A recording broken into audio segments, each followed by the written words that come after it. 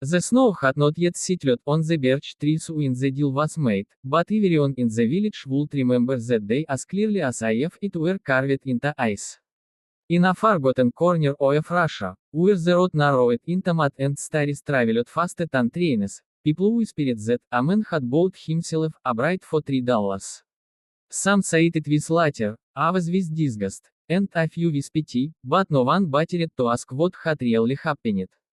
Her name was Anya, as she was 19, quiet, and carried the kind of innocence that come not from ignorance but from a life lived carefully. Her mother had died years earlier, her father followed soon after, leaving her with an uncle whose debts were heavier than his conscience. When the cowboy arrived, boots worn tin and coat smelling of smoke and long journeys, the uncle saw opportunity, not a human being. The man was not Russian by birth. People called him the cowboy because of the hat he never removed and the way he stood, legs slightly apart, as if the earth itself might shift beneath him. His real name was rarely spoken, and when it was, it sounded foreign and rough, like gravel under wheels. He had crossed borders, worked fields, ridden trains that did not stop, and learned early that survival often looked cruel from the outside. $3 chunked hands in silence. No contract, no witnesses willing to speak later. The uncle avoided Anya's eyes as he took the money, already thinking of vodka and relief. Anya did not cry then. As she stood still, hands clenched inside the sleeves of her coat, heart pounding so loudly as she thought everyone must hear it. As she believed, as many did, that her life had just been sold. The journey away from the village felt endless. The cowboy spoke little, and when he did, his Russian was slow but careful, as if each word mattered. Anya sat beside him on the train, staring out the window at forests blurring into grey. Fear wrapped itself around her chest. As she imagined stories as she had heard, women disappearing, love shrinking into silence. As she promised herself as she would scream if as she had to, that as she would not vanish quietly. They reached a small town near the edge of open land, where the snow came early and the sky felt wider than anywhere Anya had known. The cowboy's house was not large, but it was solid, built by hands that understood storms.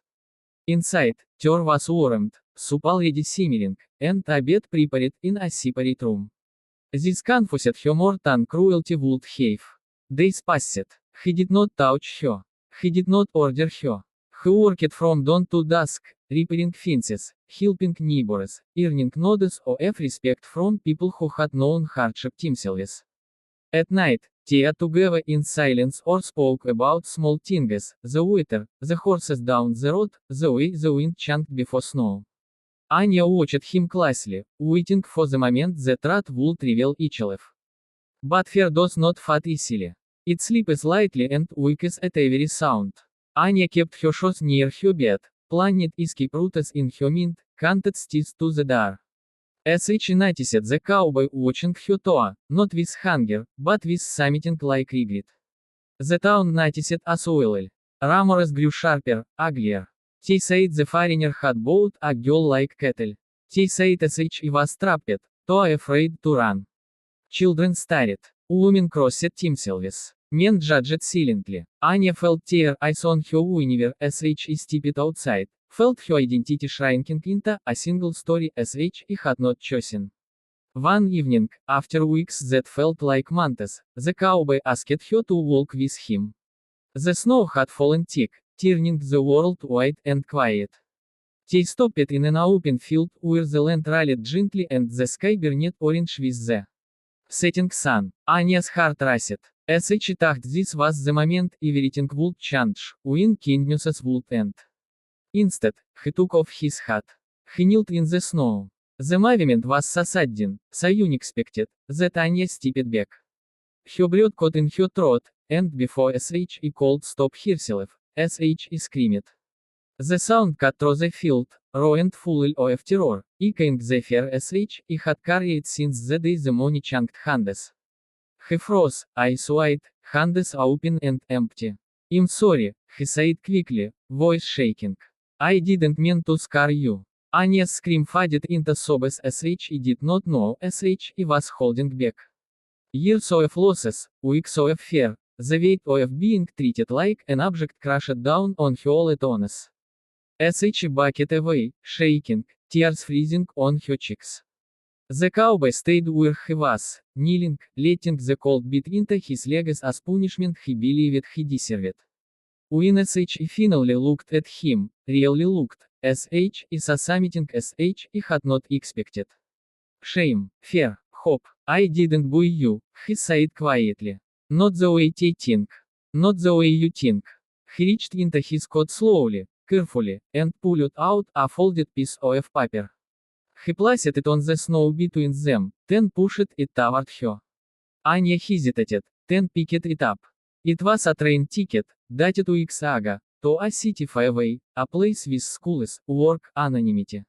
I paid your uncle because that was the only way he'd let you go, the cowboy continued. $3 was all he asked. I knew if I argued, he'd sell you to someone else. Someone worse. Anya's hands trembled as sh read the date again. He had planned this from the beginning. I brought you here because I needed time to make it safe, he said.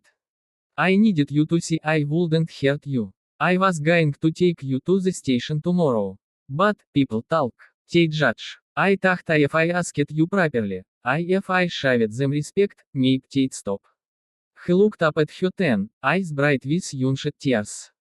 I was going to ask you if you wanted to marry him. Not because I own you. Because I care for you. And if you don't, I'll walk you to that train myself. The world felt unsteady. Everything Anya believed sh he understood cracked open. Anja rose first, hot and sharp. Anja read her uncle, at the village, at a system where $3 called decade alive.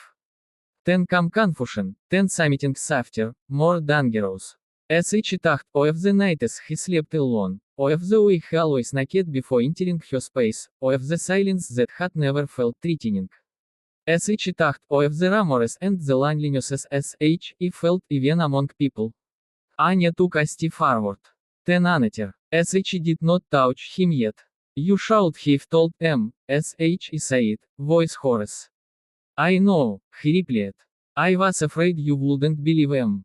Sh looked past him at the white land, the open sky, the road that called Lot anywhere. Freedom was there, waiting on a piece of paper. So was choice, something sh he had been denied for so long. Stand up, sh said. He did, slowly, brushing snow from his knees. Anya did not answer him right away. Sh folded the ticket carefully and held it to her chest. The scream that had torn out of her moments earlier echoed in her ears, but it no longer meant only fear. It meant awakening. I don't know what I'll choose, sh he said honestly. But this time, it will be my decision. The cowboy nodded, accepting that without argument. They walked back toward the house side by side, not as buyer and bought, not as savior and victim, but as two wounded people standing at the edge of something uncertain.